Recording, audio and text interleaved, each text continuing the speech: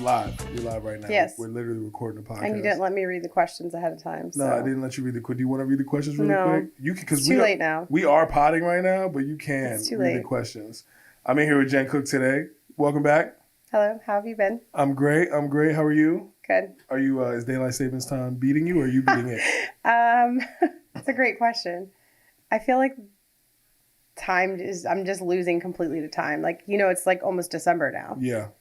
Even though we haven't had Thanksgiving. Yeah. And then once December hits, it's February. So it's just, you just skip over the next month. Yeah. By the time anything actually happens. So when do you put your Christmas lights up?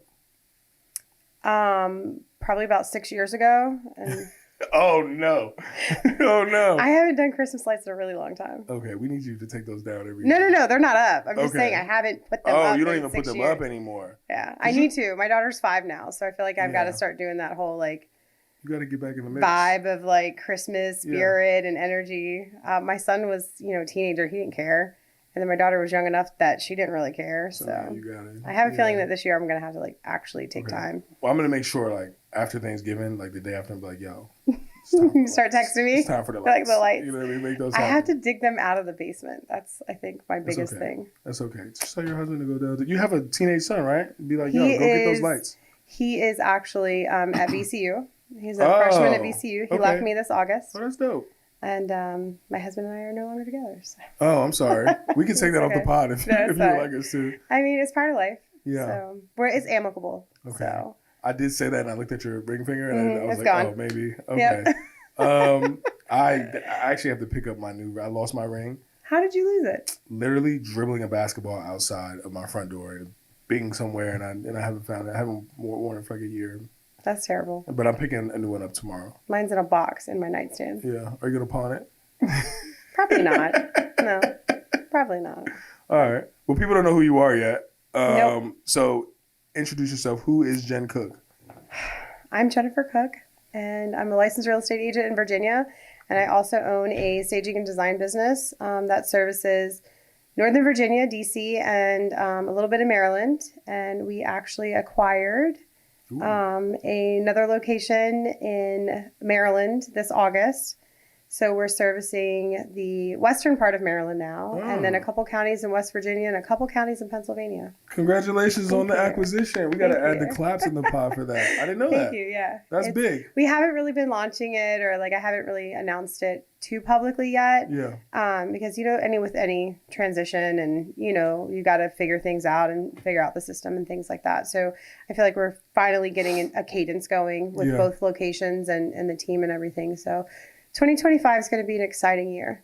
So I remember you were trying to grow your team kind of aggressively, and I see the Facebook post looking for an admin, looking for this person, looking for operator. And so now you're growing. Have you grown the team to be able to handle all that, or you kind of do it all at the same time? So the company I acquired had been in business for 12 years. Oh, okay. So they have people already. So there's probably going to be a little bit more cross training occurring. Yeah. To kind of grow it, because it's a sister location. They're not part of Phoenix. They're staged above. They're going to stay staged above, and we're going to stay Phoenix. So it's a sister type relationship. The brand's a little bit different too, and we want to stay true to who we are. But there's probably going to be some cross training occurring and growth that way. But cool. Tons of growth. Well, congrats. That's a big deal. Thank you. West Virginia, I hear, is blowing up also. Yeah, it was really cool. One of our VIP agents in Virginia, a week and a half, 2 weeks after I acquired it, she called me up and she's like, Jen, I just got a listing in West Virginia. Do you know a stager? And I was like, actually, what county? And it was one of the counties that we serviced. That's so good. We were able to service her in West Virginia. Which counties do you service, just in case someone listens? I would have to look at the list. I haven't memorized everything yet, because we got hella counties. It's a pretty lengthy list. That's good. Yeah, I'm trying to learn. New bags coming in 2025. Hopefully, yeah, that's the plan. Well, thanks for joining me again. I wanted to bring you back because we'll have a great conversation. Yeah. But also, you're a believer now. I'm a believer now. Yes, I'm a believer now. Because I was a big digital stager before. I may have digitally staged a condo one time after you, but now I'm okay, staging is great. That listing in Woodbridge, putting that whole thing together was such a long process, and my clients were like back and forth and taking, a week and a half before they made the next decision that they had to make. Mm-hmm. And I walked into that property and I was like, oh my gosh, it was so good. Like, you're really good at your Thank job. you. Like, genuinely. My team is really good at their job. Yeah. Yeah. Well, Phoenix, the whole Phoenix Yeah. squad, Yeah. they you guys crushed it. Thank you. And so now I don't digitally stage as much, right? But I'm a horrible like staging initiator, right? I'm still like, Trisha's probably like, bro, like, you're always hitting me up for this, and then it never follows through because I'm just trying to get like listings organized. It is, you're an agent, you're not a stager, Yeah. right? So those conversations can be more challenging for you, and they don't teach you how to have those conversations in real estate school, right? And that's why with what we want to launch in 2025, it's been in beta for about a year now. We're trying to create listing extensions for all of our agents because we understand that there's not a disconnect, but it's a challenge for you guys because how can you sell something that you don't sell? I have no idea how to sell staging. Exactly. Yeah. And so I'm trying to figure out something that I can provide to you. So you would call me, hey, Jen, I've got a listing appointment, 123 Banana Street. I need the listing extension by next Thursday at 4 or whatever, right? And then we take that information, we pull it up in the MLS, we look at pictures, we look at the public record, we really have a clear understanding of what that property looks like and has, the features. And then we put together, similar to the proposals that we've sent to you, we put that together and it's built out where you have your 2 base packages and then all additional rooms, and it's completely transparent pricing. And then we have the video and the stats and all of that. So you can use that tool to, press play, let your client listen to the video, click on the link, let your client read the stats themselves. Yeah. Look at the before and after photos. I've started building out our case studies of past projects that we've had. So you're showing your client right there, like, you're not having to sell it. You're just like looking like, dude, look, do you want to make an extra 30 or not? Oh, that's right? great. I need that. So that's 2025. We want to roll that out. We've been working with a couple of our VIP agents, getting their feedback on what they like, what they don't like. And I'm really trying to just build this, and it'll be a customized link to that particular property. So you can just open it on your iPad or your laptop or whatever, and then just walk through the document. It'll have, your navigation. So whatever kind of objection that they're coming at, I want to have it where you're like, oh, okay, let's talk about it. And then you can click on that. And I mean, it'll be the same information over and over again. And eventually you'll internalize it like a script. Yeah, and, exactly. But you'll have that supporting piece to show them the value versus you trying to sell it. If that Do you makes feel sense. like that's a big part of the business? Like, you need that to happen to have more agents be able to sell staging? 100%.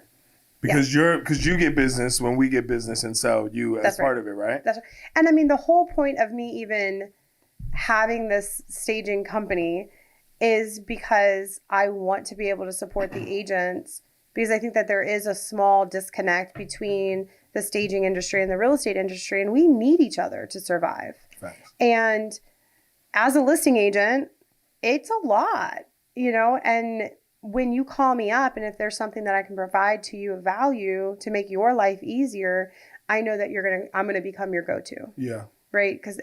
That's the relationship, the type of person that I am. And so that's really what I'm trying to build this company out to be, is a company that can support agents, not just be a vendor to the agent. Okay. That makes sense. So like, I'm sure that everyone who's, sold a home or bought a home has like heard this term staging, right?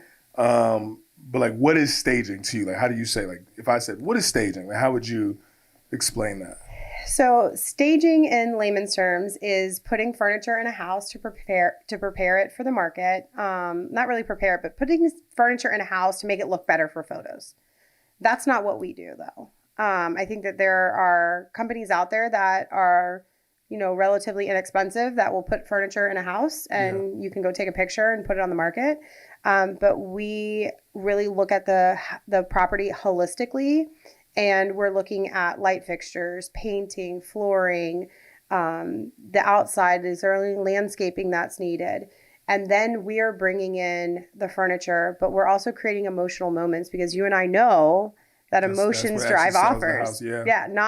not is that a West Elm couch, right? Yeah. Buyers don't care. They're not buying the couch, they're buying the house. And so we as a company really focus on bringing in those emotional moments that buyers are going to feel connected. And then that's when the offers are going to come in. Yeah, I always say you have to sell the house twice, right? You have to sell it online and Yes. in the photos. Yes. And then you have to sell it in person, and that's all emotional. And for me, like selling a house to buyers, spending time in it when they wanted to list, like walking through it a bunch of times, right? And then seeing you guys stage it and then walk in that time, it was a completely different experience. I was like, oh my gosh, like they crushed. Even downstairs in the basement, the Scrabble board. Well, because you got a good mix though, because it was an occupied house, which a lot of staging companies won't work with. But we are going to work. We try to work with every single client, every single property. So I think you did have a really good experience with that Woodbridge listing because they were living upstairs, but then the downstairs was completely vacant. Yeah. But we love our Scrabble boards.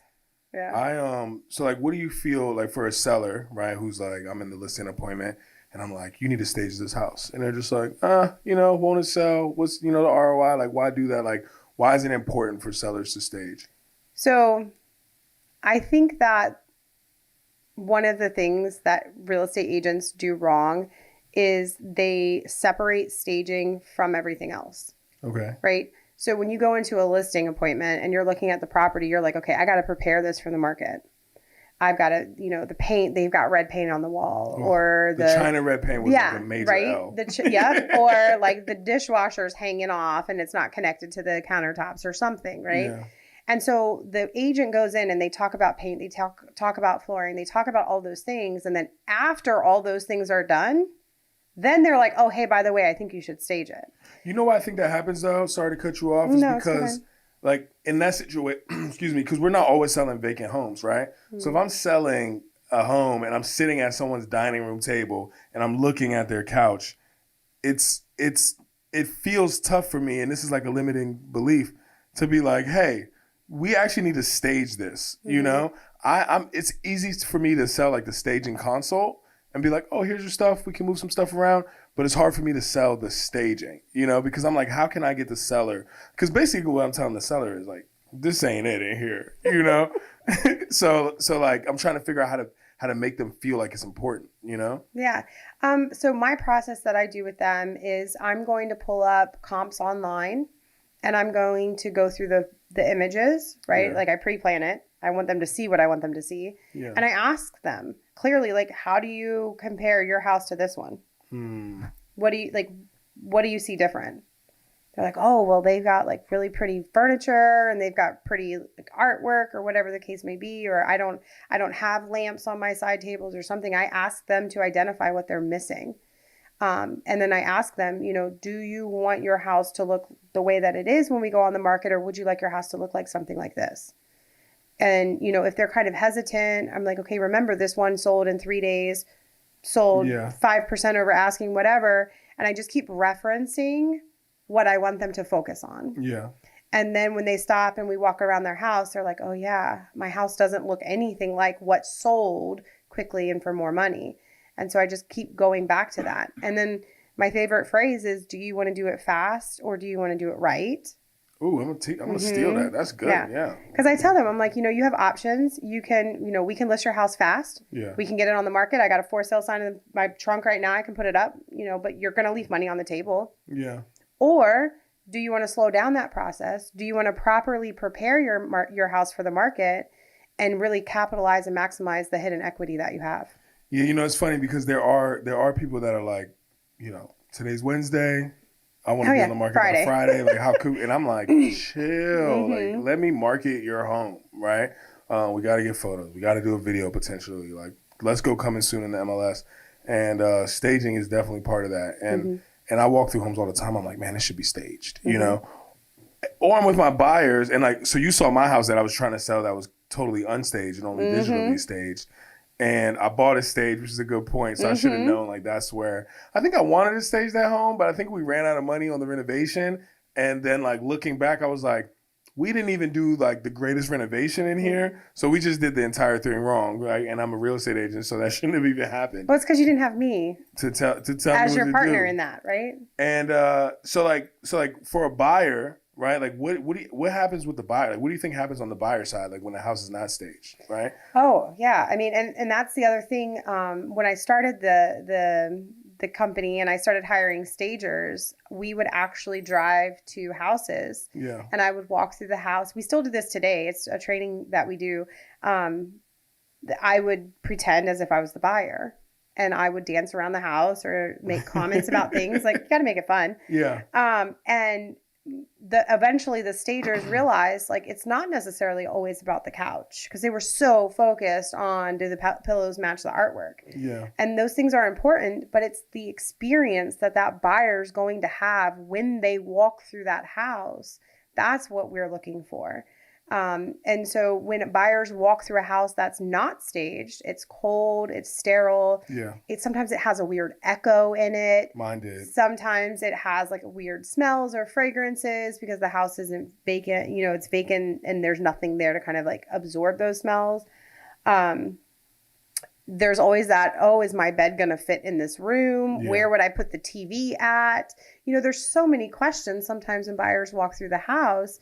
And you and I know that buyers are making that to-do list in their head. They're making that list of, what am I going to do here? Will this work? And the houses that buyers move forward with are the houses that they can walk out that door with no questions. Yeah. Yeah.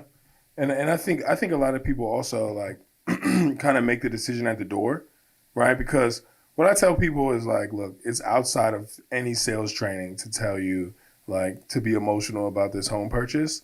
And we do have to check the boxes. Mm-hmm. But the reality of this situation is you're going to walk into a house and you're going to kind of know right away. That's right. If it's the one or not. But if you walk in and you're like, oh, it feels good in here, and then there's nothing else in the house, and it's like it's almost like exposed and vacant and bare. It doesn't allow the buyer to continue that emotional connection with the house. That's but right. when it's staged, it adds a vibe. It continues the vibe. So I've definitely seen the difference of a house that I'm just like, oh, this is still on the market because it's not staged. And clients ask me like, why do you think this is sitting? And I'm like, well, it's not staged, so it doesn't show well, you know. I have always been curious though, because you mentioned TV in there. Why do stagers not stage so like the floor plan to where you would watch TV? Like, what's that all about? So it's all about the flow, right? Okay. And you don't want to walk into a room and walk directly into the back of a couch. Yeah. Because that's going to make the room feel small. You know, and that's one of the exercises that we do as a company when we do our trainings is we want to teach the designers that we have on staff to walk through the house as if they're a buyer. So when they do their preview, they're walking and they're trying to identify features that buyers would really love. Yeah. Or features that we want to, well, not features, but maybe things that we don't want to hide, but distract the buyers with. Like if there's maybe some, I don't know, damage on the wall or something over here, well, let's put the artwork over on this side so that way their eyes go this way. You can still see the damage, but we're not going to highlight the damage. And so it's all about an experience. You want rooms to feel big. You want them to feel open. You want the buyers to be able to walk through the room. And if you're creating obstacles for them, that's going to make it feel closed in. Yeah. It's going to make it feel choppy and that sort of thing. So that's why there's a lot of psychological aspect behind staging that I don't think a lot of people realize, that really great staging companies understand. Isn't that interesting though? Because the way you would stage something is not necessarily the way Absolutely you would live not. in it. But it's weird because you would think that the way you live in a house is the best way to like stage it also, you know, to like show that off.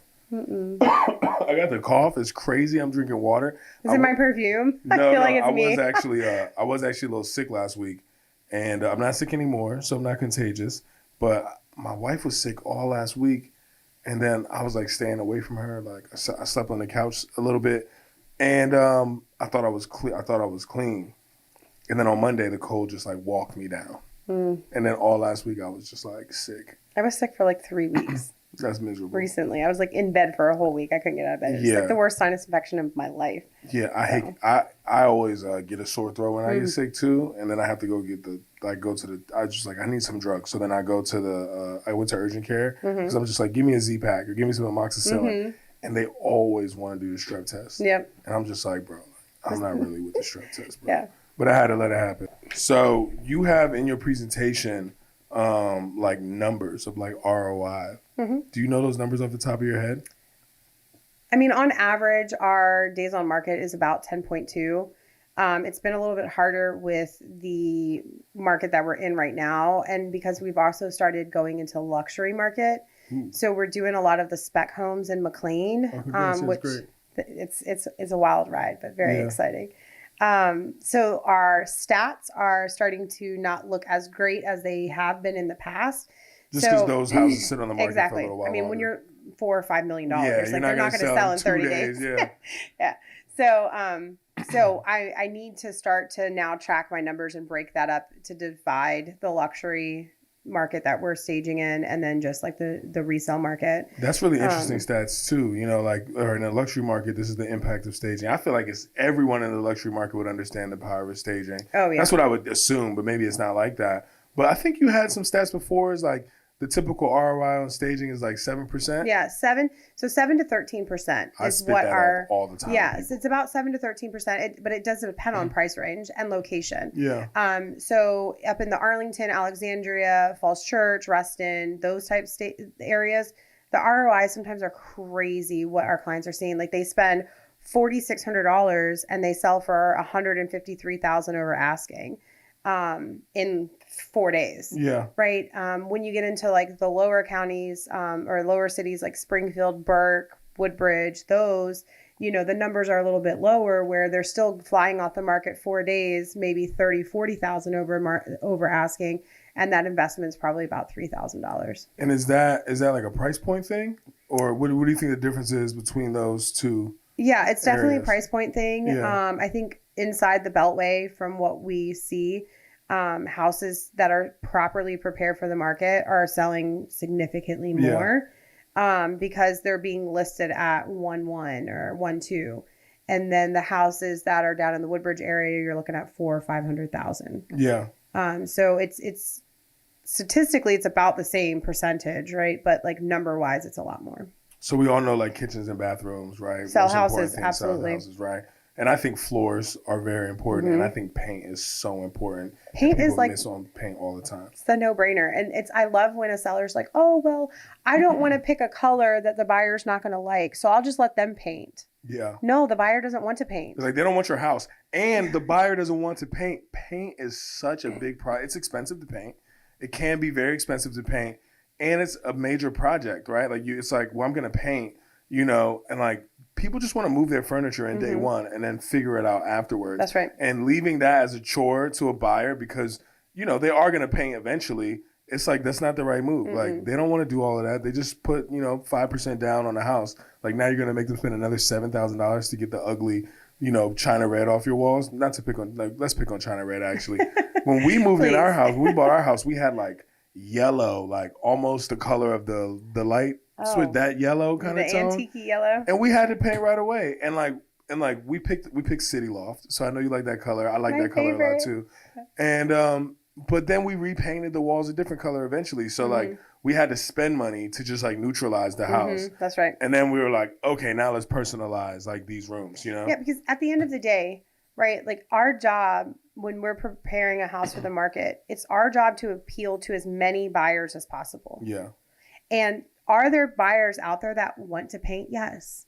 But that's not as many as possible. Like that's not the majority. And if you're trying to sell your house fast for the most amount of money, you need to appeal to as many buyers as possible to get in that multiple offer situation. Yeah. And that's like paint and lighting.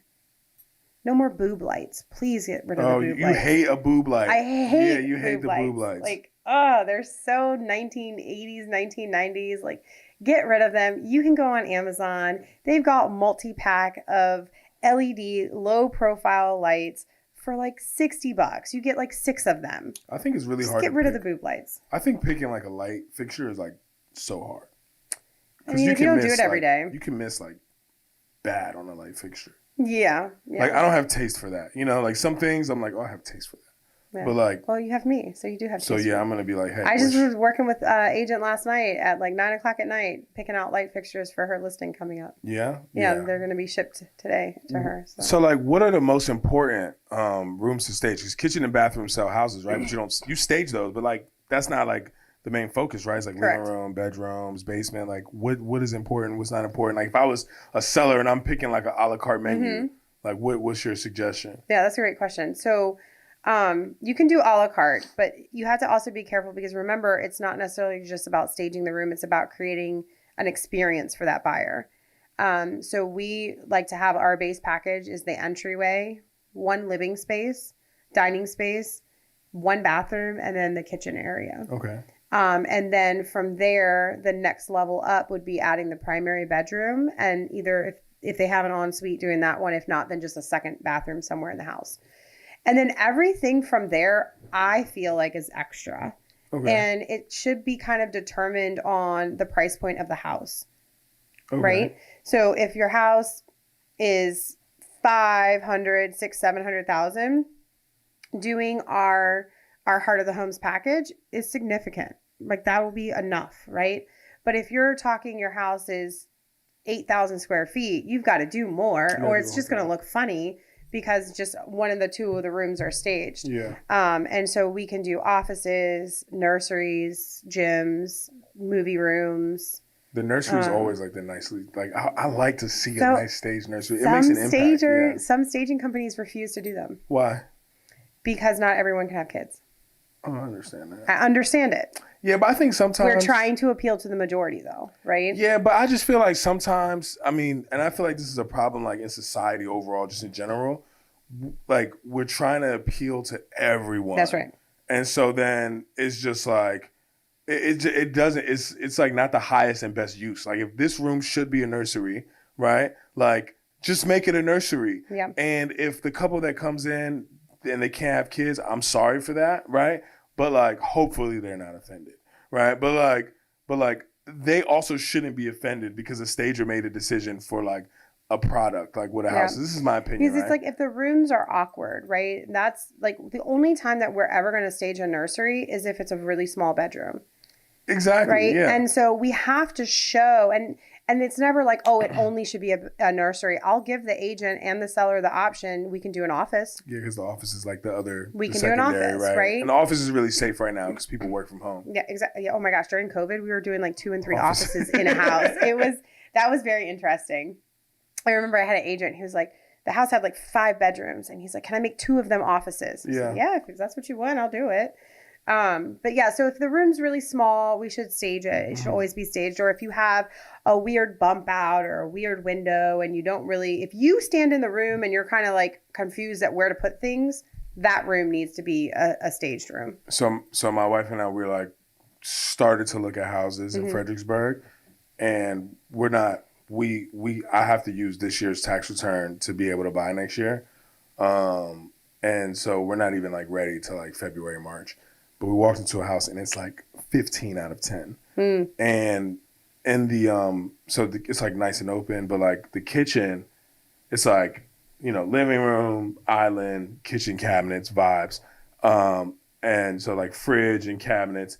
And then there's this little like the bump out, it goes like this and around. And then the dining room's over there. And we're just like, so it's like boom, boom, boom, like a wall. And then a back wall, and then the dining room's over there. And I'm just like, what will we do with this space right here?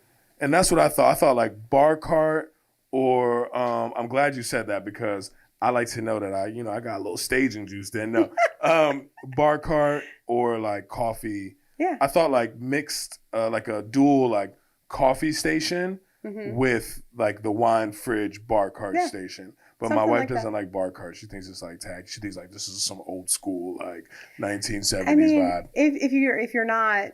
If you go old school, it can be. But there are some really unique things out there nowadays that you can repurpose into something like that actually looks nice. That's a nice piece of furniture, and it's not like that little metal carriage thing. So I mean, just go online and like Pinterest is your best friend. Oh, I have so many. Like Pinterest is the vibes. Yeah. So Pinterest sponsor us. Yeah. But yeah, I would do like some type of coffee bar. Like we do that all the time when there's like a weird nook in the kitchen dining room area. We'll do a lot of like using that Okay. as an example of what to do Yeah. with the space. I think that I'm a very modern person. Like, Mm-hmm. bachelor pad. You saw my kitchen. Um, like no handles. Like I really like that vibe. Mm-hmm. So I like the modern look. My wife is very like mid-century modern. Okay. That's like her vibe. And Mm-hmm. I think that those styles marry each other. Yeah. Like, right? Those kind of mix Yeah. together, right? But you're a stager, and I walk into houses, and sometimes I'm like, I think this is the wrong furniture for this house, right? Yeah. And then I also notice stagers who have their own kind of style. Mm-hmm. Are you a stager that you have your own? Well, first, what is your favorite style, right? And then, are you a stager that kind of stages everything from that like vantage point, or are you like in a house and you're like, this is what this house needs? So Because you have to build inventory. At the end of the day. my vibe is more like Scandinavian. Okay. I like the whitewashed oak hardwood floors, white, bright, airy, soft. But that is not popular in this area, so we don't have anything like that. But I'm getting ready to like revamp my entire house. I'm very excited. But I think there are companies out there that they have their brand, they have their look, and that's great. And they have, their clientele that they work with, and they're very niche. Yeah. What I'm trying to build and what I am building is something that can service everyone.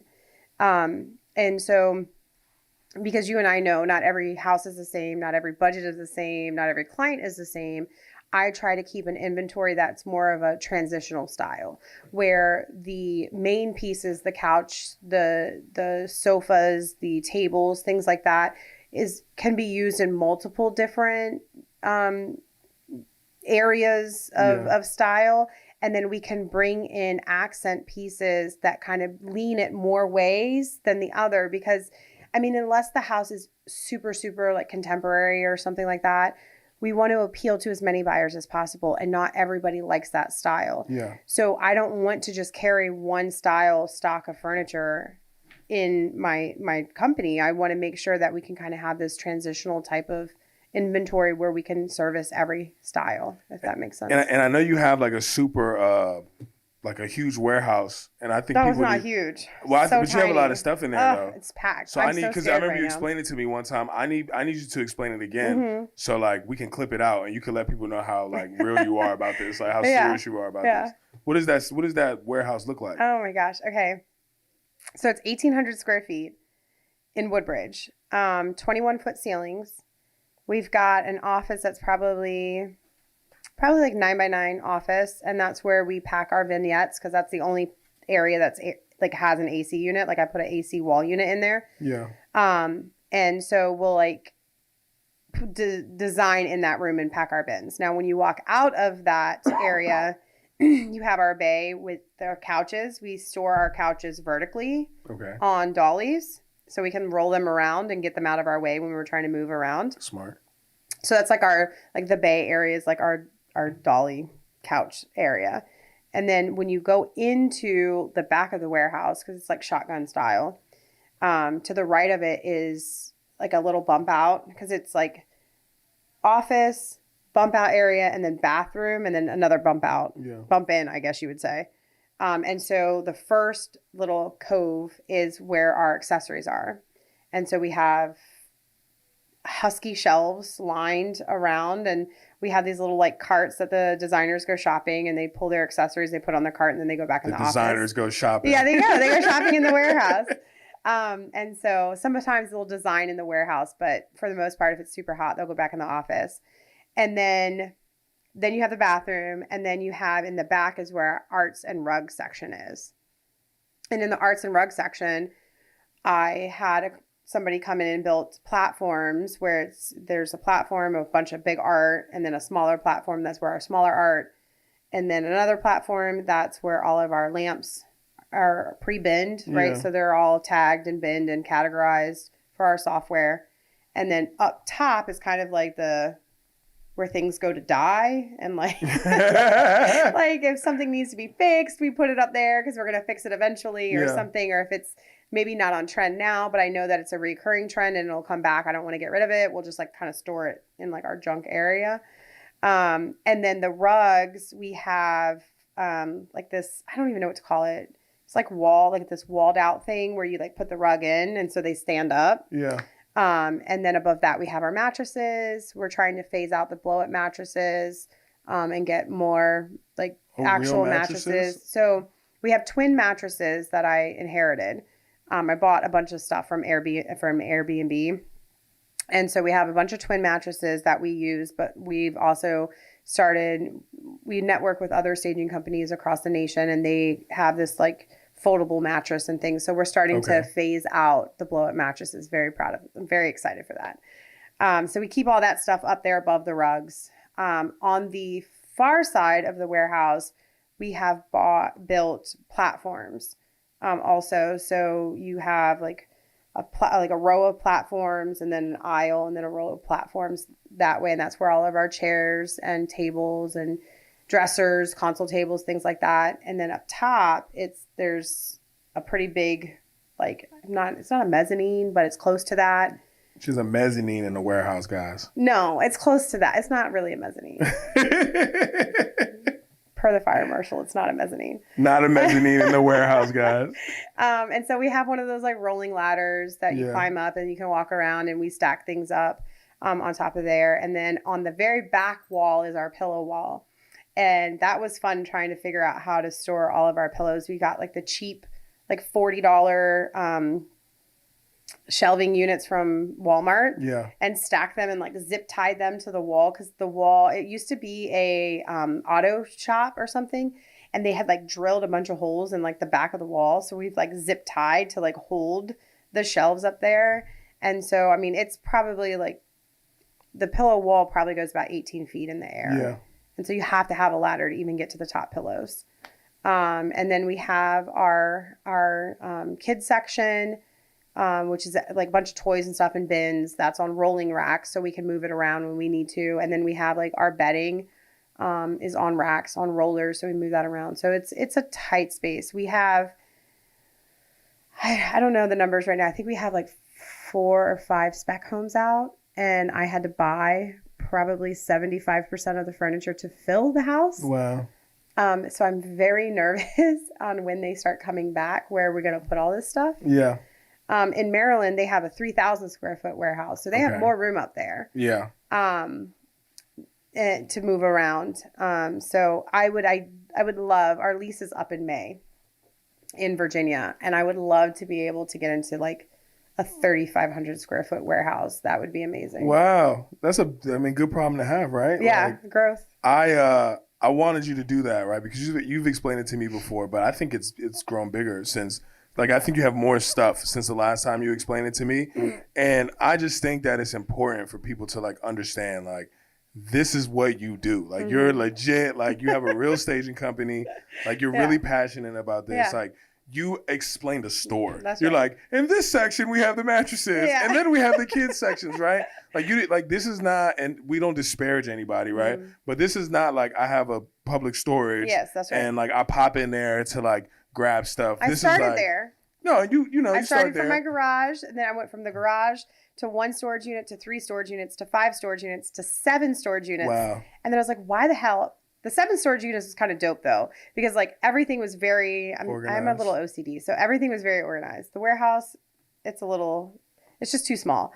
But yeah, so, but at 7 units, I was like, why am I like, we didn't have electrical outlets, you know, like, I'm like, we're growing. We need to get an actual warehouse. Yeah. It was a logistical nightmare to get things in and out of the storage unit. And now we just back the truck up to the door. It's super easy. Yeah.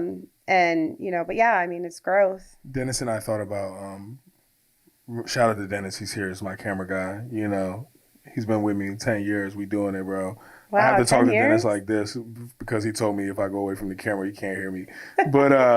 But Dennis and I thought about like getting a storage unit and making that the podcast studio.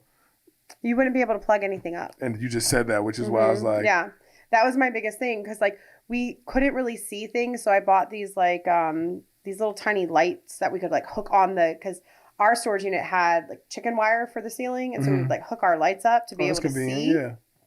But then like as we've grown and, you know, we've gotten like power tools and vacuums, because we also like, we've just started doing like what we're calling the red carpet treatment. So when we enter a house, we roll out red carpets that we can actually carry our stuff in and put it down without having to remove our shoes. But we want to be very respectful if there's new floors or if it was just cleaned or whatever the case may be.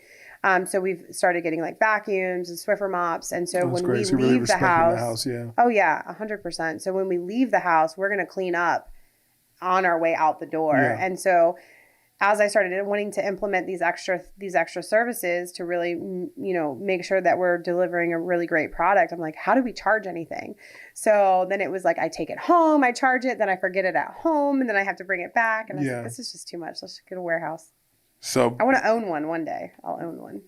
You will. You're crushing. You're buying like markets basically right now. So it's only a matter of time. So I'm going to get you out of here on trends, right? And Dennis, throw out some trends. Like if you have some trends, because I have a few, but I'm going to run out. And then if you have any trends, you throw them out too. And feel free to give an explanation on any of these things. I feel like I'm on the hot seat right now. Yeah, a little bit, a little bit. So shoes in the house or no shoes in the house? Oh my God, no shoes in the house. Why? You walk around outside, walking on God knows what, and then you walk into your house with the shoes on? Like, take the shoes off at the door. Okay.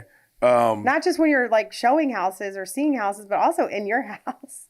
Big light or little light person? What do you mean? Are you a lamp person or you put the big light on in the house? Both.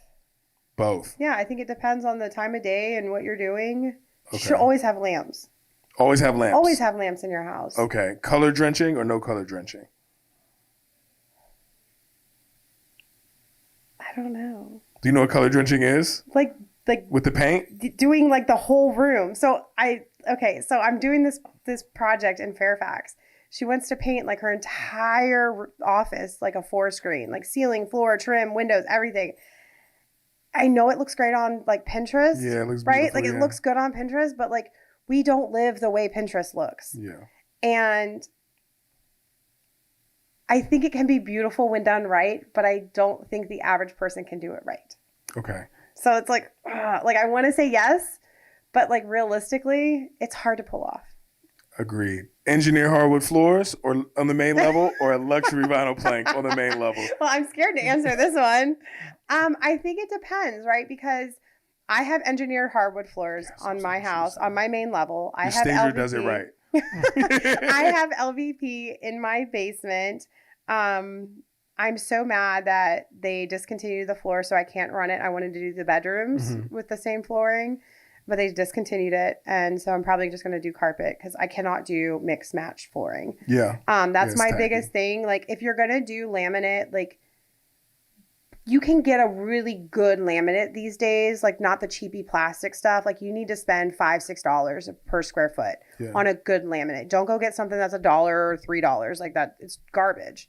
But there are flooring out there. I just did a project in Reston. We did laminate floors, and I'm pretty sure you would be like, oh, damn, these are really great floors. But they were expensive.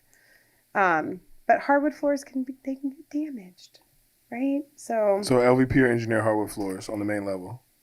I think it depends on the person. You got to give us one. You got to give us one. No, it depends. We respect you. We respect everyone. In my house, engineered hardwood floors. All right. If somebody's got dogs and pets and kids and life, I think LVP is fine as long as you go with a high luxury, high end product. Are white cabinets over or are they still here? See, now you're hurting. You're like, this is so hard because professionally, white cabinets sell houses because it's easy. They're bright, they're clear, they're clean. They appeal to a lot of buyers. I hate white cabinets. Okay. My cabinets are like my cabinets in my house are like a sea foam green cabinet. Vibes. And they're beautiful. And every time I walk into my kitchen with my granite countertops, I just love it, right? Yeah. No white cabinets. But when you're selling houses, yeah. Okay. Home outside clothes on the bed or no outside clothes on the bed? No outside clothes on the bed. I say that to my daughter all the time. She's like, "Mommy, can I get in your bed?" I'm like, "You need to go put on some other clothes or some other jammies." Yeah. Like, no, you can't get in my bed. All right. You have to wash the whole day off of you before you get in your bed. This is why we cool, because you answered all those questions pretty much right. Except I'm an in-the-house shoes person. I respect people. Like, I grew up, we grew up in Annandale, right? I grew up in Annandale, so I have a lot of friends culturally who was like, "You're not about to wear shoes in my house," and I respect it. But every time I go in someone's house and they don't let me wear their shoes, I'm a little upset. And I'm just like, bro, like, let me keep my because my shoes are part of my fit. And so now when I take my shoes off, I'm less swaggy than I was when I left the house. I understand and agree with all the reasons why you should take your shoes off. You could just bring an extra pair that are clean and put those on when you get into the house. I think that you should just provide me with some booties, so I can take my shoes off. You would be okay. I would do that. I love when I'm at an open house and they put the booties on and then they walk outside and they walk back in. And I'm my gosh! I'm like, you defeated the purpose. Yeah. My thing is you don't sweep and mop your own house, do you? Well, we hire a cleaner. Okay. I sweep on a day to day, but we hire a cleaner. I can't hire cleaners because they don't clean well enough. Yeah. Yeah. I think you and so my thing is my family comes over for dinners. I like to host. I love hosting. And some of my family members do not remove their shoes, even though I have asked them multiple times for multiple years. And then when they leave, I can see the dirt, the leaves, and everything all over my floor. And then I've got to clean again. So it's more of like a cleanliness, not really like a cultural thing. It's just and then I have my daughter, like she likes to drop food on the floor and pick it up and eat it, right? So it's like, please don't walk around my house with your shoes on because you're tracking in outside in. So it's more of like a cleanliness thing. I feel it. All right, well, let's get you out of here. Okay. Where can the people find you? How can they contact you? How can they get the information on staging that you provide? Any last words also, you want to drop? Just slow down the process of getting your house ready for the market and properly prepare it for the market. And don't do paint, flooring, and then later on talk about staging. Like, talk about it all together at one time. Like, that is part of market preparation. And as far as getting a hold of us, I have to look at my phone because we have a new phone number. And I have not memorized it yet. We have an 800 number. Isn't that wild? Guys, getting an 800 number. By the way, while she's looking for that, I want you to know she judged us for this when we came in, as I expected her to do. What is this, though? Look, they had it in here. We're just using the accessories, what's available to us, It's like one of those things. No, that doesn't work. You didn't even say that loud. That was creative. Yeah, she's just like, what's going on here, It's not, yeah. It's fine. I'm going to send you a list. I've got some ideas. I'll send you a list. So since we have the two locations now, we have an 800 number or 877 number. And when you call, if you're looking for Maryland, West Virginia, or Pennsylvania, you press 1, and then DC and Virginia, you press 2. So that number is 877-898-0703. Cool. And you can find us on social media, Stage with Phoenix, and then Staged Above. It's Jennifer Cook. We out. Sure. Thanks. Thanks for joining us.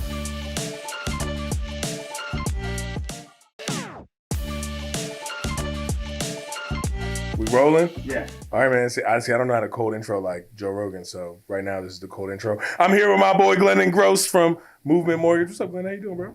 Good to be here, man. Good to be here. Always good to catch up with you, my friend. Always. Yeah. We can shoot the shit all day. All day, man. We always have really good conversations. Yeah. So it's always easy talking to you. And it's always fun. We always have a good time. I think that's going to be how I cold start the podcast. I'm saying, so what's up, Glenn? And I'm going to do that. That's going to be my cold start moving forward. Is how all the pods are going to start. Let's rock through it. Thanks for coming down from Fredericksburg. Thanks for coming down to Fredericksburg. The Berg, man. From Loudoun. Dude, this place is blowing up. I love it out here. I was driving through and I was like, man, it looks a lot different than last time I was driving through here. There's just new stuff everywhere. Buildings coming through down. I guess it's a little north of Stafford too, I guess. Yeah. Stafford's really expensive now.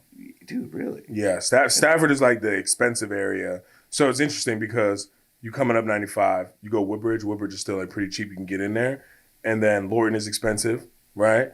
And then Stafford is, but Lorton is still like doable, but then Stafford is like really expensive. Mm-hmm. And then Fredericksburg is like the next, like you can still get in here, single family house, $450,000. So, but I think that the upside of Fredericksburg is high. Like we'll buy our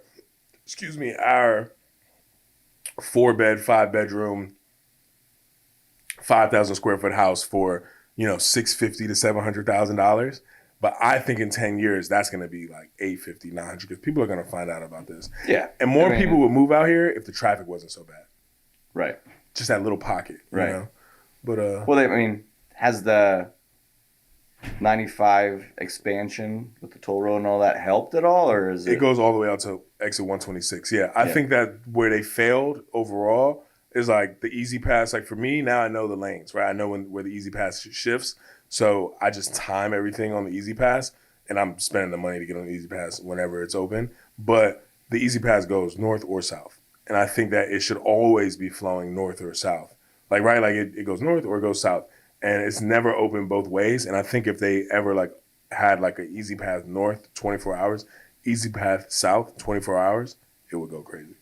Makes sense. Yeah. Yeah. Yeah. You want to hear a quick story? Yeah. Well, hold on. Before I tell you a quick story, we should still introduce Glendon for the people that don't know him, right? So it's like cold like Joe Rogan, but not all the way like Joe Rogan. So pause on the story. Glendon, tell people who you are. Introduce yourself, bro. Sure. Yeah. I'm Glendon Grose. I work for Movement Mortgage. Been a loan officer there. Getting ready to start 4 years there. Been in the business since 2017. Enjoy everything about it. I think that home ownership is the fastest and best path to generational wealth in this country, probably the world. And for me, growing up the way I grew up and seeing the transformational ability of real estate in somebody's life for wealth building, wealth creation, and generational wealth, I think is the biggest key. We were talking earlier about, hot takes and, again, the best day to buy real estate was yesterday. It's always a good day to buy real estate. Investing in yourself, investing in assets that appreciate, and helping people do that is one of my passions. I really do enjoy it. Nick loves to give me the hard stuff. So, we work on challenging files all the time. And, I love a good challenge and I love the opportunity to, again, change someone's stars. See, we had to pause so you could get that off, bro. You know what I mean? Fair enough. We had to let people know who you are. Still a little drink real. So Glendon is a beast. I always, Glendon, this is like Glendon's third time on the podcast, I think. But, we're bringing Real Estate Explained back. I think we're going to lead with you as the first episode. So thanks for coming back for sure. So what's the story you were going to tell me? So my dad retired from the Navy mid-2000s, like 2004, 2005. Thanks for your service, Mr. Grose. Mm-hmm. Really appreciate everything he's done. My brother actually still serves. But he got a job up here. So he was down in the Norfolk area. Yeah. Got a government contracting job, which a lot of guys out of the military do up here, but the price difference between down there and up here was significant. And so Stafford, Fredericksburg area was the only place that they could afford. Okay. For what he wanted, you know what I mean? They could have probably got something else, but he wanted a yard, he wanted a garage, he wanted a house, all the things that, he hadn't really had much growing up. So they moved up here and he was working in Navy Yard downtown.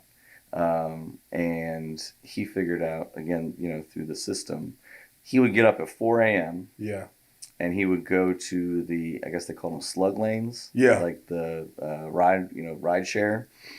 And he would ride share at 5 a.m.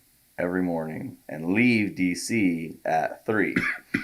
So he would essentially change his day to he'd get there from 6. He worked from 6 to 2 or 6 to 3 or whatever. Yeah. And then he'd slug back and miss the traffic most of the time. But even that, there was it was an hour and a half commute every day. That's actually a miserable life. I couldn't believe he did it, Yeah. And he did it he just retired from that 3 years ago. People do that for 20, 25 years. Where we're living right now, there are people that have worked in DC for 25 years going every day into work and they figure it out. And they're just like, oh, it was an hour commute, whatever. Some people don't care. I think they call those bedroom communities, kind of where you go to work and you come home and you just go to bed or something. Lauren's dad really is, he talks about it all the time, Is this podcast PG? Yeah, it's PG. It's Okay. PG. It could be a little PG-13, Okay. you know? I'm going to say I got MFers that go and and commute from West Virginia Yeah. to downtown DC. So funny enough, you And- mentioned what? Oh, go ahead. My bad. No, I just it blows my mind, man. Like they're like, but that's to get what they want. Yeah. So they can afford. They're out there. They're driving an hour and a half, 2 hours every day from Charlestown, Jefferson County, West Virginia, Yeah. all the way to DC. Interesting you mentioned West Virginia, because yesterday I was telling Lauren, I was like, look, we're going to buy our next house, and then I'm about to start building this real estate portfolio so we can like live life and, you know, start the portfolio to like retire or to build wealth, whatever. And I was like, she's like, well, where do you want to do it? And I was like, Ohio and West Virginia, but like West Virginia first probably, because I hear West Virginia is blowing up, and I see that West Virginia is blowing up too. So do you know anything about that market over there? Like what's happening? Like why is it popping? I think it's just probably the same reason Stafford and Fredericksburg are growing is that the epicenter of DC is spreading, and as you know, whether we're in a recessionary period or not, you can debate that all day long. But the fact remains that this area is fueled by the government. The artery of the government finance fuels this area for the most part. I would say probably a high percentage, more than 75% of people work or are influenced by the government in their careers in some way, shape, or form. They either work or support the government, right? Work for or support the government. But that's becoming more and more needed, which means that we got to spread out more. So it's just where's the next place? You know, 10 years ago, people were buying in Leesburg and Ashburn and South Riding. Yeah. And then that filled up. Now it's Winchester, Haymarket is big. Haymarket, Front Royal, all those That's are crazy. Stevens City is starting to get big, which is blowing my mind. What's really crazy is that the economies of scale are happening at the same time too. So, for example, conventional loan limits, are based off of area median income. Yeah. So, 766, 400 or whatever it was for most areas of the country. For here is 1.065 million. You could put as low as 5% down with a loan amount under 1.065 million. That area has expanded to Fauquier County, Jefferson County, West Virginia. So you can buy... In West Virginia, you can do $1 million, 5% down. Correct. So, certain counties. Yeah. Again, the counties that kind of border. Virginia area there. Jefferson County definitely does. But again, like now you get Stafford County and all these, counties that used to be considered rural. Now you have high bow conforming limits there, and you can buy $1 million house with 5% down. I think for someone who's listening to this that that doesn't mind being in a kind of rural area or feels like they can't get what they want closer into the city, inside the Beltway, just a little outside the Beltway, whatever, they should really take those counties into consideration, because what I'm hearing is, Fannie and Freddie have decided that these counties, although historically rural, are valuable enough to extend the loan limit out to there, right? Like, well, which makes me feel like they're going to grow. Correct. It's because they're growing. It's because the income of those counties, the people that are living there, is so much higher. Okay, so they're just matching that. Yeah. So Fannie and Freddie says, who's living here now? And now we need to stretch this number to this particular area. Correct. Oh, wow. So the area median income grows, which means that the value of prices go up. Yeah. So it's kind of like an economies of scale game where jobs start here, then people move here, then the economy grows because now we've got to build houses. Now we get more houses, which means that it gets competitive, which means that you get nicer houses, or you get, different styles of houses. Yeah. And you start to need other things, like you need grocery stores and you need all these other things. And then it turns into a community, and then it turns into a town, and then it turns into a city. I mean, look at Tyson's, Reston, Leesburg, 20, 30 years from now, those are going to be like cities. No, it's true. I mean, I remember when Tyson's 2 became a thing, and then they did the Metro, and now, the roof of Tyson's Corner Mall. There's a lot going on. For me, I think the best thing that could have happened was that we moved out here, because I was city forever, never leaving DC. And I would be like that anywhere. Like if I moved to Chicago, I would want to live in the city. If I moved to Philly. You know, I wouldn't want to live in the burbs of Philly. I would want to live in Philly. So I just kind of like the city, right? Yeah.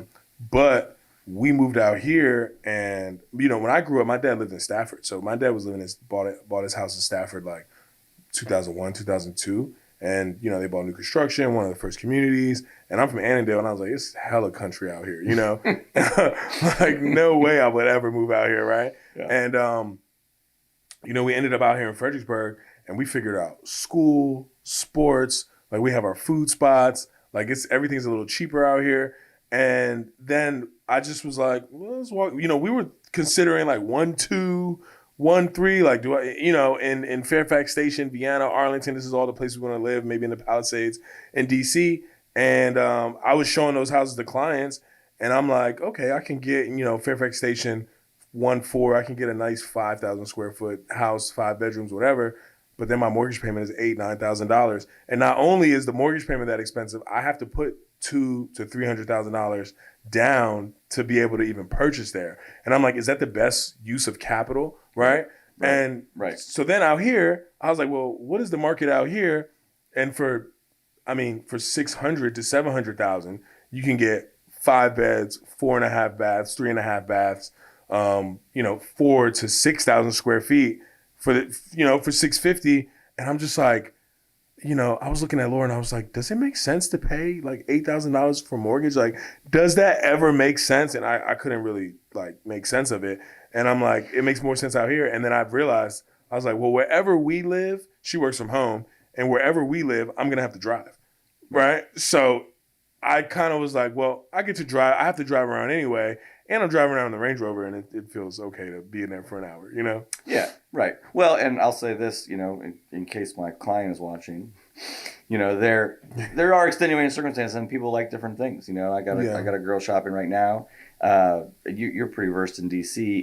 You know the Ritz-Carlton condos? Yeah, I used to work at the Ritz, actually, yeah. Yeah, so she's like committed to that style of living. Okay. And it comes with the condo dues alone are like $2,200 a month, you know, and you're talking about, I think the last offer that we presented was a $1.6 million listing, you know, and so her mortgage payment would have been north of $10,000. Yeah. $9,000-$10,000. So including condo payments. Yeah. But, you know, if that's what you want, great. I'm with you. Like, I'd rather, like, how much bang can I get for my buck? You know, I'm out in Haymarket. I think we got a great deal. We're on 1.5 acres. You know, it's a great house. Maybe not forever, but it's a great house. I feel good about it. Like you said, you know, I drive a lot too, but to come home and find your peace. You have to walk in and be like, I love this. I love it. Yeah. You got to be happy to be home. Yeah. You got to be, you know, you take your shoes off and just be like, yeah, yes, you know, and if that's not for you, then we should find you a new home. Yeah. You know, and again, part of that is the affordability, right? Like if you feel like it's a burden to you, if you feel like you're house poor, if you feel like you can't do anything else besides pay your mortgage, then yeah, maybe that's not the house for you. Maybe you're not there yet, or maybe that's too much house, or maybe it's just not the right place. Maybe it's not the right location. So yeah, the emotional side of it, right? Like we do a lot of the math side and the finance side and the, you know, the affordability and the does it make sense?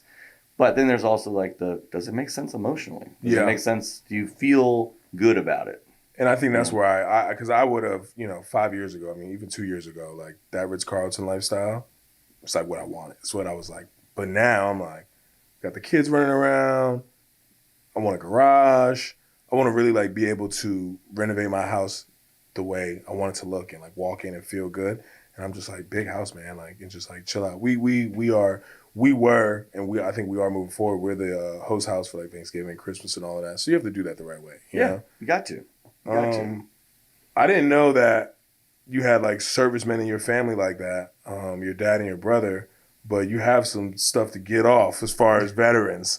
Speaking of veterans, you know, thank you to all who serve.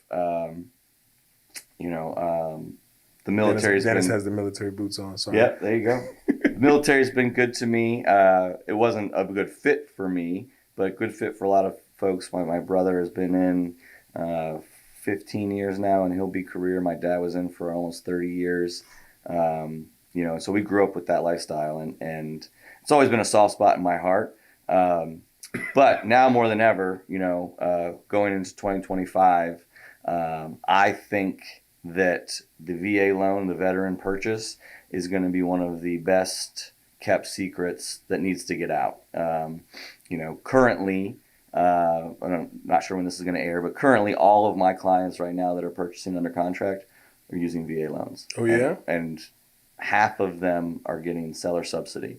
And so they're getting 0% down and they're getting closing costs, maybe not totally covered, but minimized to the point where they're getting really good positions. Either we're using it to buy down the rate, we're getting them, a really good spot to start, and they're doing it with very minimal out of pocket, And when I say minimal, I don't mean nothing, but 1 or 2% of the sales price. So $700,000 house, you're getting in for less than 15 grand. It's not bad. That's not bad. Especially when you look at, in these areas that these people are buying. You look at like a Reston or Springfield or something like that, where renting is $3,000 at the minimum. Yeah. You're looking at maybe $4,000 if it's a single family home. If you're doing security deposit and first month's rent and whatever else, you're almost 10 grand in there. Yeah. Just to get into a rental. And if you're a VA, if you have VA eligibility, and you can get in for $5,000 more and own and have equity, right, and build equity, it's a no-brainer, man. And I really think that needs to be a push in our society, is that it's the best loan out there. Real estate agents need to know that. They need to understand it. There's a lot of nuance to it that we're going to try to do a lot more education on. But I'm high on it, man. I'm big on it. I think it's tragedy, the statistics that we hear. I think it's like 76 to 78% of veterans don't take advantage of it. So I'm out of ignorance. Yeah, I'm surprised by that. I know the VA loan gets beat up a little bit, and I want to talk about that. But why is that happening? I thought that all veterans were taking advantage of it. No, it's very few, and it's not nearly enough. And most of it I attribute to ignorance. Is it because you think they don't know? They don't know. They're not getting. Now, for all the things, the VA loan is great. Veterans Administration probably has a lot of work to do. Yeah. I'll let the veterans, other fellow veterans, speak their mind on what they like or don't like about the VA itself. But there should be a better exit strategy for veterans as far as learning about that. Personally, I think that the VA should either allow or open up a dialogue to us, even just if it's just educational, where we offer, a VA class to outcoming veterans, or even in service, because again, you can buy in service. It's not like something you can only do once you right. No, retire. You can do it in service, and again, a lot of the gentlemen that I've seen capitalize on that do it while they're in service, where they can buy several veteran houses around the world or around the country, or throughout their tenure in the military, and build equity, bank equity, and buy a bigger house, sell a house, because you can reinstate your VA when you sell that old VA loan. You can reinstate the eligibility. Exactly. And do it over and over and over again. Like, it's a privilege that they can take advantage of multiple times through multiple avenues. So, yeah, I think, and it's a travesty that and again, like you said, I think it's just a lack of education. They assume things. They assume that they can't do it because of XYZ, or they assume that, like, they're not ready. And this is all most buyers in general we have conversations with assume things that just maybe aren't true. They assume that because they don't have 20% down, or because that, they assume that a $800,000 house is out of their price range because of this. And then you dive into it and you're like, no, if you maybe, a lot of times there's some things you maybe need to adjust, maybe get rid of that $1,000 car payment first. A lot of veterans. Look, I assumed that every veteran knew, if I go into the military, GI Bill, I can go to college for free and I can buy a house for free, right? But what's very popular also is you're going to find a veteran with a Camaro or a Charger, right? Oh, yeah. And a motorcycle. $1,000, like, they don't care about the payment, right? Oh, right. They're like the U.S. government is paying for this. Yeah. So, I mean, that's surprising to hear, man, because I just assumed that, like I said, like college, house, I thought every veteran knew that. And it is a tragedy that 78% of people are not taking advantage of that, because to be able to be eligible to buy a house for 0% down is huge. Yes. And if you have to put 1% down, like, 2% down, even whatever, right? It's not that big. Like, so that's huge. So to not know that and for that to not be promoted, it doesn't make any sense. It doesn't make any sense. Yeah. Again, it's one of those weird things where it's like, I don't know why everybody isn't like screaming this from the mountaintops. Like, why isn't everybody saying, let's get our veterans into houses. Let's get them, into home ownership, and I don't understand it. So that's one of the big things that I want to push, again, with the zero down, it's also zero down, no mortgage insurance, And veterans get better interest rates. Correct. Typically. Yeah. Correct. It's one of like I said, it's one of the best programs in the market as far as what the quality of the program that you get. The other thing too is if you're 100% disabled, the funding, or if you're disabled at all, if you're getting any disabled veteran benefits, the funding fee is waived, which is huge. And if you're 100% disabled, most counties, I can't speak for everywhere, but most of Northern Virginia counties, all of Northern Virginia counties actually, your income tax or the real estate tax is waived. So my dad's in Tampa. County tax. So my dad's in Tampa. He was Army back in the 70s. He was Army. He's 100% disabled, and he retired from the VA. And so he just bought a new house, but he at one point had like a 2.2% interest rate, no taxes. So in Tampa, there's no taxes, and he's chilling, living smooth. And so whenever we talk about rates, he's going to refinance. He already knows. He's like, what are rates now? I'm like, oh, 6.5. He's like, well, what do you think the VA rates are? Because he knows they're going to be a little bit lower, And I think he brought some down payment, but he didn't have to bring much, and because he was aware of that, And so why do you think? So obviously the VA loan is good for the consumer. Why do you think the VA loan gets beat up in the market? Why agents don't love it? Why sellers don't love it? Well, sellers don't love it because agents give them a message about it. But why do you think it feels so complicated, even though it's not? Misconceptions, is that it. And again, a lot of them may have been accurate years ago, just not as accurate now, right? Like, it's going to take a long time. It doesn't take any longer. Yeah. There are certain things that the lenders have to wait for that the VA, like the VA appraisal and things like that. Can't waive the appraisal.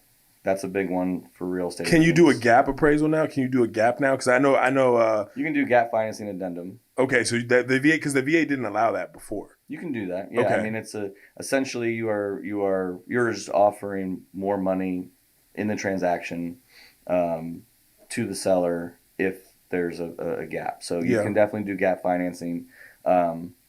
Again, you just have to think about the fact that the loan itself is designed to protect the veteran. Mm-hmm. So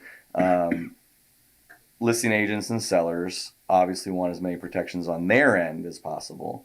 But that's where the communication starts, right? That's where having a conversation with the lender and the buyer's agent about, hey, look, how qualified are they? How strong is this position? And just getting it done, and showing that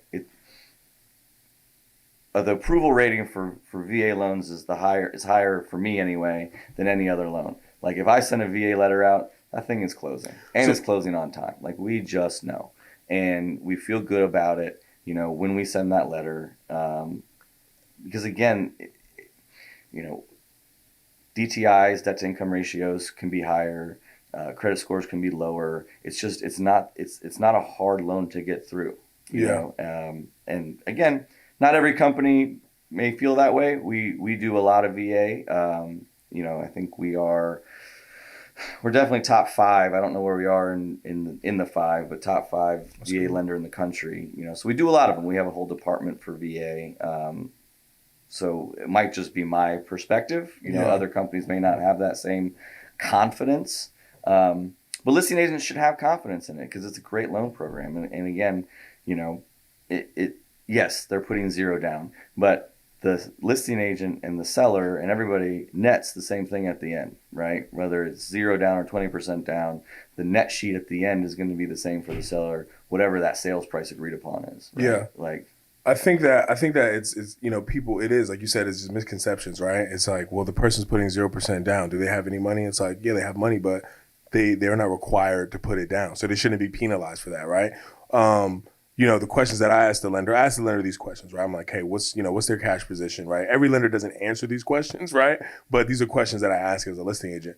What's their cash position? Like, are they putting all of their money down? to buy this house, or do they have some in the bank? Can they pay closing costs if they need to? If the appraisal comes in low, do they have enough cash to cover that, or are they pretty tight? That's kind of my cash questions, right? And then I ask credit score. I know the lender is never going to tell me what their credit score is, but I ask it in a way I'm like, hey, do they qualify conventional, or would they have to go FHA? Right? I kind of try to figure out, what's their credit score range? Yeah. Do they have collections? Like, kind of why are they going to be FHA? And then I ask about debt to income ratio, which I think is actually the most important question, because I'm like, okay, what's their debt to income ratio? Is it 48? Because then I know it's tight, right? And this is just a standard loan I'm talking about. Is it 35? Because then I know, okay, they have a ton of room, right? But I know for VA, you can go up and over that 50%, right? And so I think that it's important to understand a loan, because it's my job as a listing agent to explain to my clients, like, hey, look, here are the VA. Here's what this buyer's DTI is, cash position is, credit score is, but here's how the VA. This is what the VA thinks about those things. Yeah. Well, right? here's just a quick side note education for the audience here. The VA actually, we say debt to income ratio because it's the easiest colloquial way of saying it. But the VA actually doesn't calculate debt to income ratio. The VA calculates residual income. Okay. Meaning it actually takes into consideration what your bills are, what your utilities are, things like that, into its calculation. But then it has what it calls a residual income limit. And so based off your family size, it says, hey, you need to have X amount of dollars left over for life, groceries, things like that. Okay. And as long as you're within that, your debt to income ratio can actually, I just closed one last week before. The DTI back ratio was 78%. Sheesh. Yeah. But his situation was, some of the income we just couldn't use. He was going to be fine. Okay. But I was going to say, like, as a lender, do you feel good about that, knowing you can qualify somebody? Yeah, it was fine. I mean, he was also, he had he was moving in, he's buying this house, and his parents are moving in, and they have income that we couldn't use because you can only use married, for VA. Yeah. So they have income. So his real debt to income ratio was probably going to be closer to 44 or something like that. Okay. But because of what we couldn't use, his actual DTI for the file was well over 75%. But because his residual income was there, I mean, it was close. I'm not going to lie. Yeah. 75 is high. We were razor thin on some stuff, but it was fine. Okay. And again, like, I would challenge, my question to you would be, who falls out of contract more, VA or cash? Because I feel like cash buyers back out more than VA buyers. So contract. So personally, I don't have a lot of contracts that fall out. I've never had that situation. I'm not saying you personally. I'm just saying. No, but yeah, it's a cool study, right? So I'm saying I don't know, because I don't have a lot of fallouts in my contracts. But cash buyers are very arrogant buyers in a sense, right? And they feel like, I brought all the cash, I can do whatever I want. They feel like they have leverage. But I'm along the lines of, like, so what? You have cash, and maybe you can close a week earlier. This other loan also can close, and the seller net is going to be the same. My main issue that I've had with VA buyers as a listing agent, and sometimes even as a buyer's agent, is that VA buyers, they don't necessarily love the local lender, or they don't realize, they don't understand the local lender. For sure. So they're coming, and not to be disparaging, but they're coming from places like USAA, NFC, Navy Federal Credit Union, or Veterans United is like the big house. I thought we weren't saying bad words on the We weren't saying curse words on the podcast. And I'm just like, this Veterans United loan, is definitely not going to close on time, right? Like, I've seen a lot of VA buyers use those big shops, and we know as listing agents that they're not super reliable to close on time, to qualify correctly, to communicate. And then VA buyers, since their rates are, and anybody is able to do this, but I don't love it when it happens, like, they shift lenders in a transaction, right? They're like, oh, Veterans United, oh, but Navy Fed's giving me a great rate, right?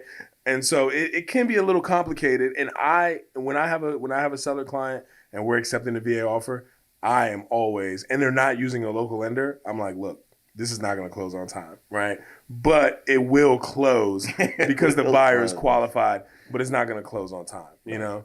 And then That's a good caveat. That's true. yeah. Yeah. And then the other thing is just the appraisal, right? And you can speak to this because you see it, right? And you're the lender. But there's, I would say maybe 7 times out of 10, the VA is like, you need to fix something in your house. But it's geared towards safety items, right? Handrails, steps to the to the patio. So I think those things are great anyway. But things do come up in the appraisal every once in a while. So for the VA appraisal, so have you seen a lot? Do you see a lot of appraisal issues in the VA loans? No, I don't. I see more on the FHA side, honestly. But again, both. So all HUD, government loans. The idea behind that appraisal is for safety. Yeah. They're not home inspectors, right? They're not going to nickel and dime the whole thing and pick it apart for, every little thing wrong. They're just looking for anything that could be potentially dangerous. Yeah. And, I don't know if you want to get like existential on it, but like, why is that a bad thing? Like if you're trying to sell a shitty house and something needs to get fixed, like, fix it, yeah. Fix it, man. Yeah, like if it needs handrails, or if there's a leak, or if there's a wiring problem, or if it's, I've had ones where it's like the whole back deck had to get replaced. And they're like, well, why? We're like, because it's not safe. Because that thing was standing on toothpicks. The only time that becomes an issue is when the seller doesn't have the cash to fix it. Correct. So there could be some issues, but. Yeah. And again, everything is circumstantial. But it's like, the point is like, I understand the hesitation on the seller side, but it's like, put a good product out there too. Put a good product out there, and then like shout out to veterans, man. I think that it goes 2 ways, right? I think that listing agents should understand the VA loan in and out and be able to explain, how it works and things that the seller may see inside the deal, right?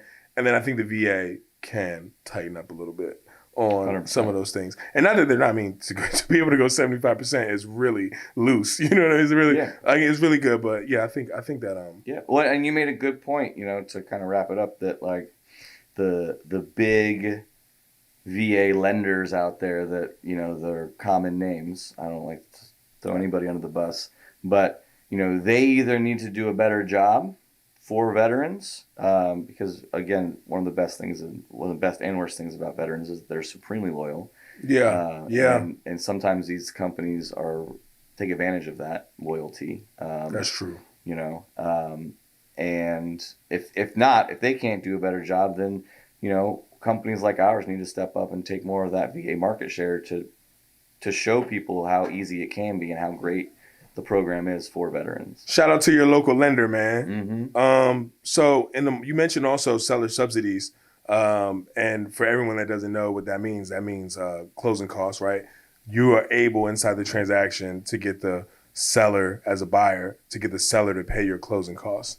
And we call those seller subsidies. That's what they're technically called in the contract. And that's impactful. When I first got into the business, it was so easy to get seller subsidy. It was just part of what was happening in the market. And then in COVID, there was like, there's no way you're getting any seller subsidy. And now I'm seeing it creep back in certain contracts, depending on price and location and competition, et cetera. So how what are you seeing in the market in regards to seller subsidy?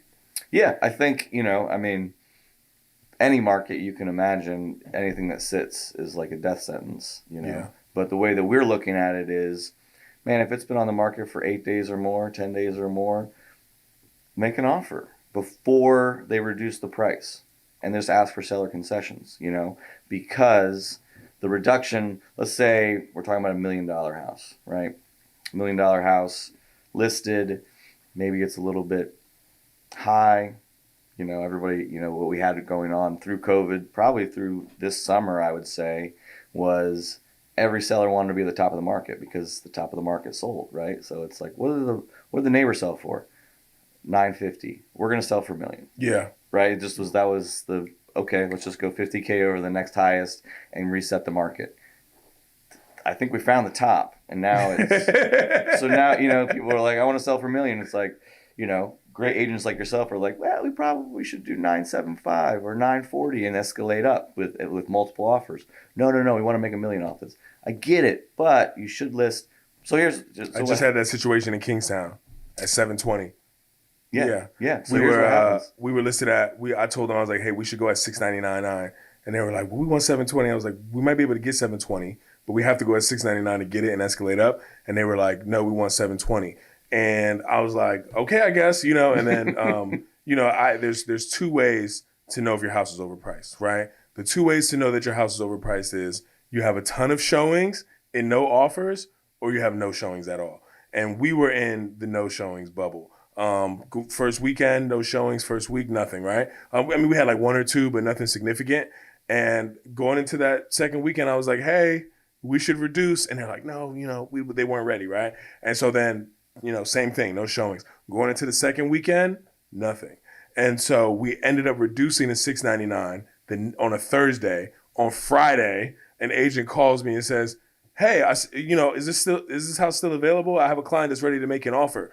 But he led with, have you guys not been getting any showing activity? So he knew it was overpriced before and waited. And we ended up accepting that offer. It was a little bit over that $699 number. But it was almost like he was able to take advantage of the pricing strategy, the incorrect pricing strategy. Yep. Yeah, and that's so, as the market will ebb and flow through the new year, through what's going on, those opportunities might not exist. But what I like to tell my clients is, if you can get it, concession, seller subsidy, whatever you want to call it, if you can get it, it is almost always, I don't like to live in absolutes, but almost always better than reducing the sales price. Yeah. So in that situation, for example, if somebody saw your listing at 720, and let's say they got it at 705 or whatever, it would have been a better position for them if they're paying cash, whatever, but if they're financing it, it would have been a better position for them to offer 720 with $15K in seller subsidy. Yeah. We would have done way more with that to give them lower costs, better savings, lower interest over time, and put them in a position to win.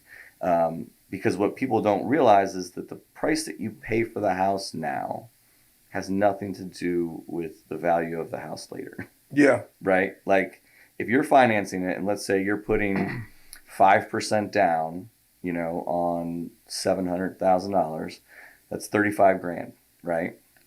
If you go up to 720, it's only like $36,500. Yeah. Or whatever it is. Like, it's another $1,500 out of your pocket. And if I can make your payment the same or lower with lower costs out of your pocket, at the closing table with a lower payment, you win over and over again. So touch on that a little bit. And Dennis, tell me when we got like 5 minutes left. But touch on that a little bit. Like, so what can seller subsidy, if you ask the seller to pay your closing costs, what can that pay for in the transaction if I'm the buyer? Yeah. So straight up, let's say again, let's just play with the $700,000, right? 720 to 700,000. Closing costs at 700,000 are, let's say 2%. So we'll say, what's that? You're the lender, bro. 14, 15K. 14, 15K closing costs, right? If we get 2% in seller subsidy, you pay no closing costs. You're just paying the down payment. They're paying, give or take your closing costs. So you pay, let's say $80 more a month. You have no costs. Your break even for that is probably like 8 years. Yeah. Right? Let's say you're saving, do it right here. Let's say you're saving $80 a month, or you're paying $80 more a month, but you're $15,000 out.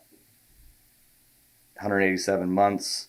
Your break even is 15 years. Wow. On that cash on cash savings, right? Yeah. And you're going to refinance well within that 15 years into a better position. So saving that cash, but then, so that's just straight up. That's just straight up a 720 versus a 700.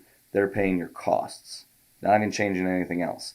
Let's say you can get 3%, right? Let's say you can get 3%, or even with that 2%, let's say instead of doing them paying all your costs, we use 1% of that to buy down the interest rate. We buy down the interest rate a half a point or 3/4 of a point, and that saves you, even though you have a higher sales price or a higher loan amount, because that interest rate is that much lower on that much money. We're saving you 60, $80 a month, and your costs are reduced, right? So you're paying half of the closing costs, and your interest rate lowers the payment significantly, and none of it's with your money. It's with somebody else's money. Yeah. Now, what this essentially is, because it has to appraise, right? Essentially what you're doing is you're tapping into that equity early. Okay. Right?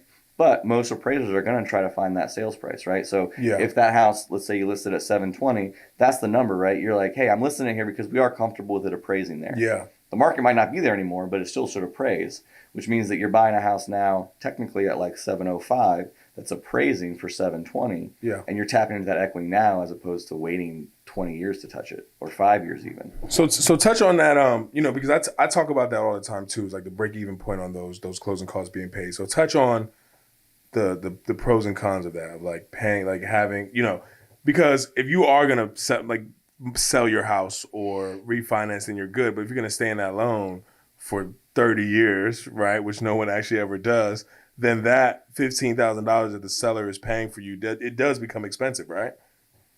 With interest.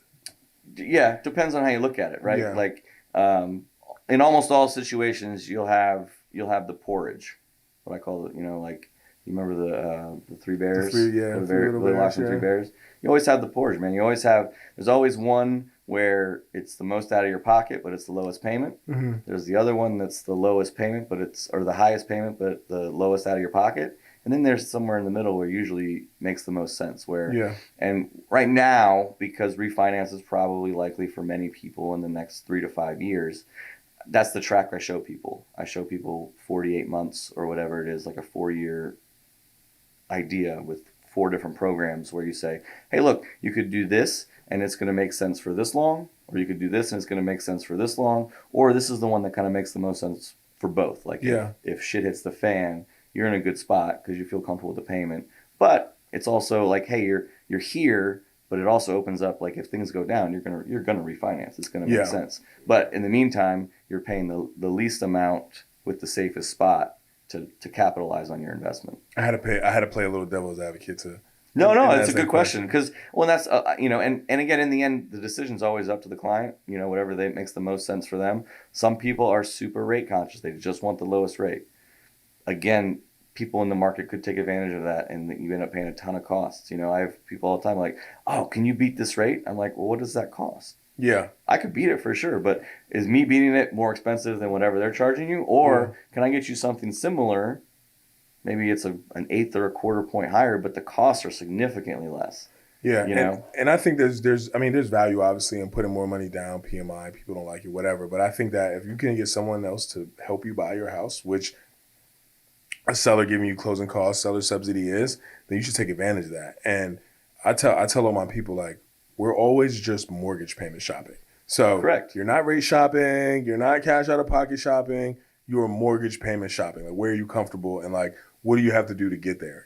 And if some of the closing costs help you get your rate paid down, so your mortgage payment is more, then that's the play, that you should be running. So correct. I'm a huge proponent on seller paying closing costs because I'm just like, the other side of that is like, yeah, if it's expensive, you never refinance, right? Which is unlikely. Like, you're going to make more money in 8 years. You're going to make more money in 15 years. So it's going to be comfortable at that time anyway. And then that money that you save, keep it saved, invest it into the S&P 500, make 8% on it over time. Correct. Or like furnish your house, like there's a lot better things you can do with that 3% that the seller in this market right now is pretty much willing to pay than to, put it towards, $50 in your mortgage payment. Yeah. And again, a lot of that comes to you guys. The value of the real estate agent that you hire and the willingness that they are to negotiate, is that's all part of the negotiations. Is finding realtors that get it, that understand the value of it, and that are willing to do it for their clients. Because honestly, there's it's a tougher market for you guys now too, and finding a good agent is like half the battle these days. I think is that. It's tough. Negotiations are harder now. Yeah. Because the sellers aren't getting necessarily everything they want. Buyers aren't getting everything they want. So you guys' job got significantly harder. But also, I think that what that does is it separates, the men from the boys type of thing. It that way. The cream from the cream rises to the top, because those of you that understand the power of compound interest, understand the power of negotiation, understand the power of persuasion, and again, when I call a listing agent, you send an offer out, when I call a listing agent, I always say, man, my goal is for everybody to win. Because you want to sell a house, they want to buy a house. Like, we want everybody to win at the end of the day, and people that have that kind of mindset, that have that kind of goals, are the agents that you need to be hiring. Guys like yourself. So to that point, and I'll get you out of here with this one. How do you think that as lenders and realtors, we can display to the marketplace, to the consumer, the value of your local lender and your realtor? Yeah, I think it's all about value, content value. What are you bringing to the table? I've talked about this before, and it may have been on one of the older podcasts, but I'll say it again. I grew up in the restaurant industry. You similar as me, and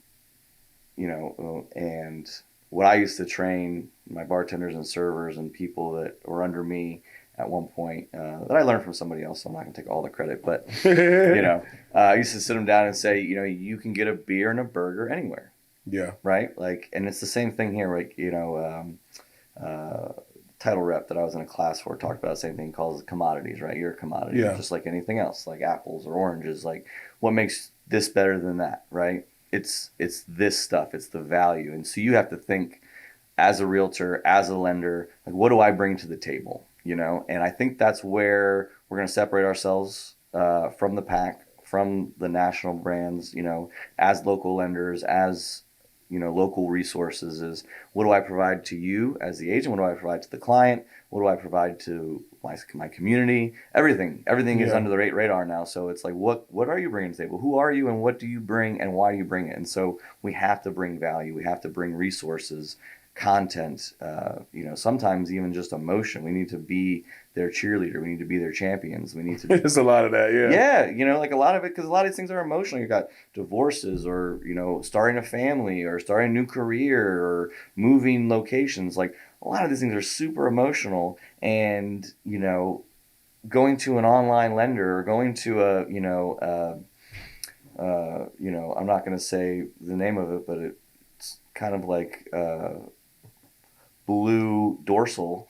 You go to something like that where you're just a number to them, and you're not a person, and you're not, like, these are all emotional decisions, and you need someone that's going to be behind you the whole way, that's going to give you great information, great resources, do the work for you, do it on the weekends, do it on the evenings, do it when it needs to be done, and do it better than anybody else, because that's what the client deserves. That way.